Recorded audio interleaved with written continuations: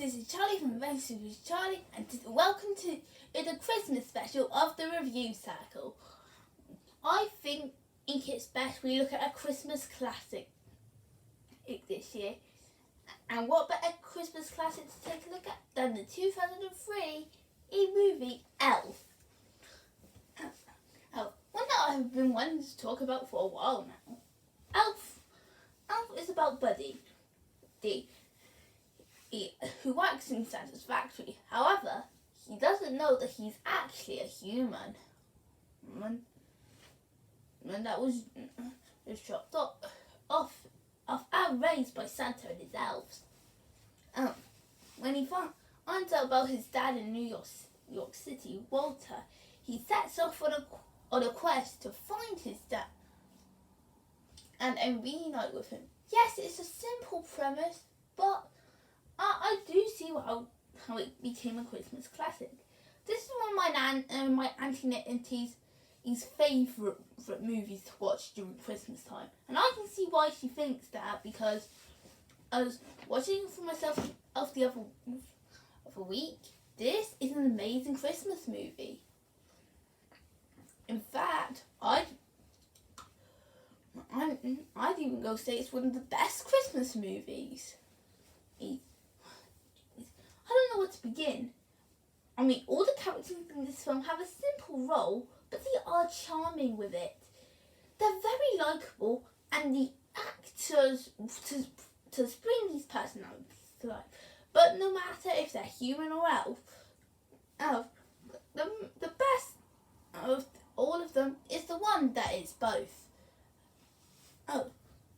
While he is different from the other elves in the factory, Buddy doesn't let that bother him. He continues on with his work, and while he does have certain disadvantages to the other elves, he also can show to others that he does have advantages. And all the other elves know it. When he finds out about his dad, and this quest is very meaningful to him because he wants to be unite with his father. He had a lot of characters would help, but on its quest. Yes, like Santa, the leader of all the elves, of course, or Papa Elf, who raised Buddy,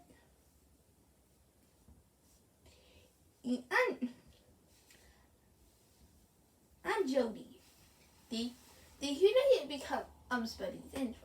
I hope I pronounced that right. If I did say her name wrong, let me know in the comments below. And then as Buddy's his birth father, Walter. While he is a strict boss, he does care for the work he does.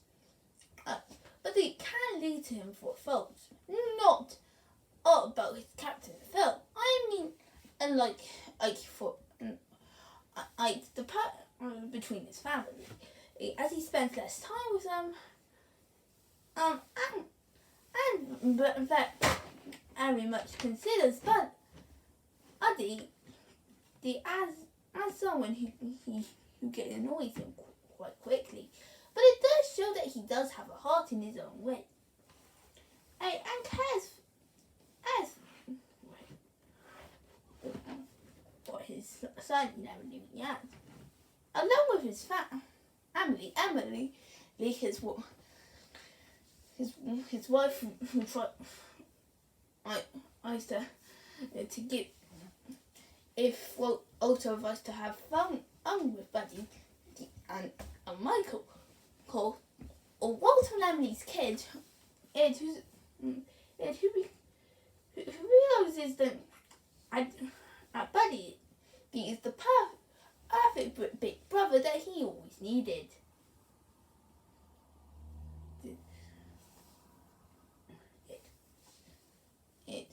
It does help as an important part of the story.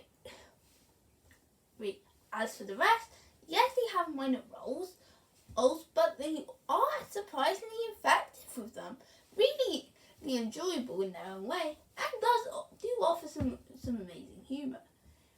Now let's get into the story.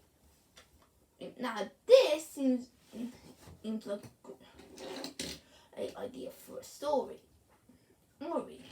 Now, you might think that I will be complaining about the story mainly because of how unoriginal or unpredictable a story like this is. We've seen the typical son trying to be with the parent he never knew he had. Well, no. Allow me to explain. This film was released before that plot became like a selling point in movies, especially animated ones. And for that, they do actually make the story kind of creative. Not to mention how it does give some extra charm to the buddy thing and the love he owes for his birthday. It also does show the heart as Buddy and to grow to his new family he lives with. If there can be quite charming to him and do offer some heart. Right. Another thing this film does well is the message. All Christmas movies always have a good message. In here, it's the message of never losing hope, of always believing in some, and keeping the spirit of Christmas strong. Not only is it a good message for these times of year, but it's also a very heartwarming one that can and probably relate to many families. He's in their own way. In fact, I'd say the whole film has a story that I can relate to everyone in their own way. And this film also does offer some jokes. And it's no surprise why these jokes become some of the most memeable Christmas movie jokes out there. Not only are they very funny, playing with Buddy's personality, but they're also very quick, very witty, and know that they can come at the right time. I'm allowing the film to have a certain enjoyment, and that can entertain everybody. As for the visuals of the film, it's nothing really too exciting, but I think that's something I quite enjoy. I do like how the visuals aren't really the main selling point of the film. It's mainly the story, but it doesn't actually stop the visuals from being really well done on their own. This is very much shown if the use of New York as how it's a very big city and how it can be a scary place for a newcomer like Buddy. It also goes into different places around the city, through all the different malls, the hotels, the apartments, and many more. However, the visuals might shine in New York, but they shine as much better to when it's at the North Pole. That's when the visuals offer a great charm and relatability in the story. It has a great look of making the North Pole looks like this perfect winter to utopia that we'd all want to visit, where we want to see Santa and his elves and how they bring them to life in a very cool way. movie and the title of a Christmas classic. So, Elf is a simple movie, yet a very enjoyable and entertaining one, with a strong and engaging story, with visuals that can be pretty interesting and unique, and characters that offer the heart and charm of the feature. It is actually understandable how this could be one of the best Christmas movies of all time. I would definitely recommend this film. It's something unique to watch during the Christmas season. There's a good chance that everyone will have a good time with it. In fact, I say after this video's done, go watch this now. I don't care if you've already seen it. It is worth watching again and again.